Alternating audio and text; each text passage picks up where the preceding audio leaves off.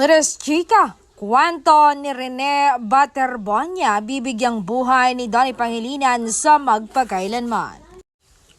Abangan sa darating na linggo, isang natatanging kwento ng pag-asa, sakripisyo at walang katulad na katatagan ay nakatakdang magpaiyak at magbigay inspirasyon sa buong bansa ngayong Sabado.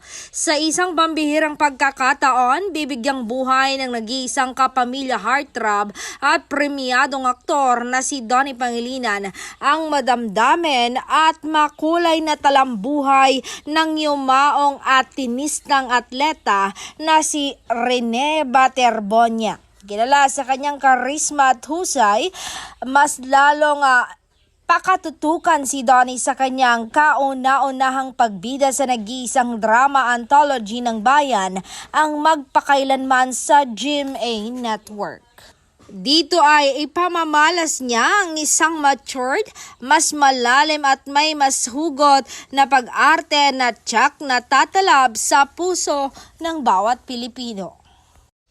Huwag palampasin ang bawat tagpo kung paano hinarap ni Rene ang matitinding hagupit ng tadhana mula sa rurok ng kanyang tagumpay bilang isang atleta hanggang sa mga huling sandali ng kanyang laban sa ilalim ng direksyon ng mga premiadong direktor at sa marubdob na pagganap ni Donnie. Masasaksihan natin ang pait ng kabiguan, ang tamis ng tagumpay at hindi matitinag na prinsipyo ng isang tunay na Blue Eagle na tumangging sumuko sa mga hamon ng buhay. Ito ay salamin ng bawat Pilipinong patuloy na lumalaban sa kabila ng mabibigat na pagsubok. Kaya naman ihanda na ang inyong mga tissue para sa isang pambihirang gabi ng dekalidad na drama.